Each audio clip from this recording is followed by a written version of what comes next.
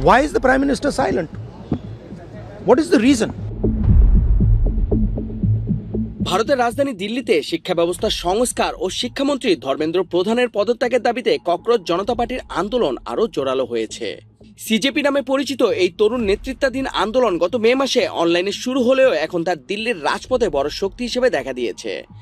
আন্দোলনের পেছনে আছে পরীক্ষাপত্র ফাঁস, শিক্ষা ব্যবস্থার জবাবদিহি এবং তরুণদের ভবিষ্যৎ নিয়ে ক্ষোভ।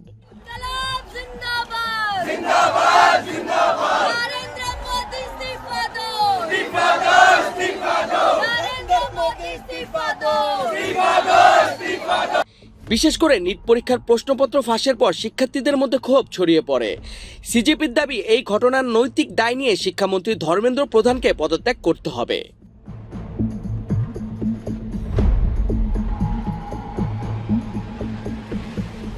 সোমবার দিল্লির যন্তর মন্তর থেকে হাজার হাজার আন্দোলনকারী সংসদ অভিমুখে মিছিলের চেষ্টা করেন।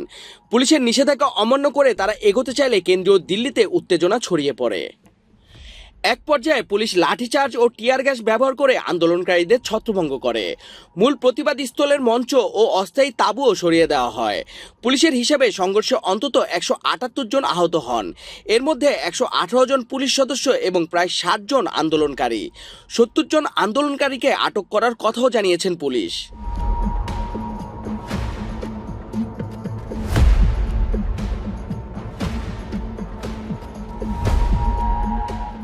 পুলিশ বলছে আন্দোলনকারীরা সহিংস আচরণ করেছে, ব্যারিকেড ভাঙার চেষ্টা করেছে এবং সরকারি সম্পত্তি ক্ষতিগ্রস্ত করেছে।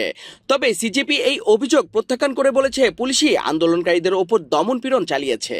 সোমবারই কেন্দ্রীয় স্বাস্থ্যমন্ত্রী জেপি নাড্ডার সঙ্গে সিজেপি নেতাদের বৈঠক হয়, কিন্তু আন্দোলনকারীদের দাবি বৈঠকে কোনো সুনির্দিষ্ট আশ্বাস মেলেনি। রাতে ইন্টারনেট চালু হওয়ার পর পুলিশি অভিযানের ভিডিও ছড়িয়ে পড়লে আন্দোলনকারীদের অবস্থান আরও কঠোর হয়। সোমবার রাতেই তারা আবার যন্তর মন্তর দখলে নিয়ে জানায় এই শান্তিপূর্ণ আন্দোলন শেষ হচ্ছে না। মঙ্গলবারও শত শত আন্দোলনকারী সেখানে অবস্থান ধরে রাখেন।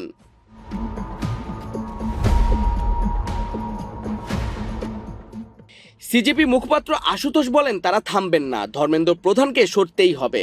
প্রতিষ্ঠাতা অভিজিৎ দীপক আন্দোলনকারীদের মনোবল না হারানোর আহ্বান জানান। एक धर्मेंद्र प्रधान जिसके ऊपर ऑलरेडी 20 से ज्यादा बच्चों का खून है, उसको बचाने के लिए और बच्चों का खून बहा रही है। शर्म आनी चाहिए इस सरकार को। এদিকে বিরোধী নেতা রাহুল গান্ধী শিক্ষার্থীদের দাবিকে বৈধ বলেছেন এবং সংসদে বিষয়টি আলোচনার দাবি তুলেছেন। Just complaining about the education system. They're complaining about their future. Prime Minister, I don't know what he's doing. Dharmendra Pradhan, he's an intermediary. Absolutely, he should resign. But Dharmendra Pradhan hasn't beaten up the students. Home Minister has. He should resign. And Home Minister reports to Prime Minister. He should resign. সরকারের পক্ষ থেকে বলা হয়েছে পরীক্ষাপত্র ফাঁসের ঘটনায় দ্রুত ব্যবস্থা নেওয়া হয়েছে এবং ভবিষ্যতে অনিয়ম ঠেকাতে আরো শক্ত ব্যবস্থা নেওয়া হবে। কিন্তু দিল্লির যন্তর মন্তরে আন্দোলনকারীদের অবস্থান স্পষ্ট।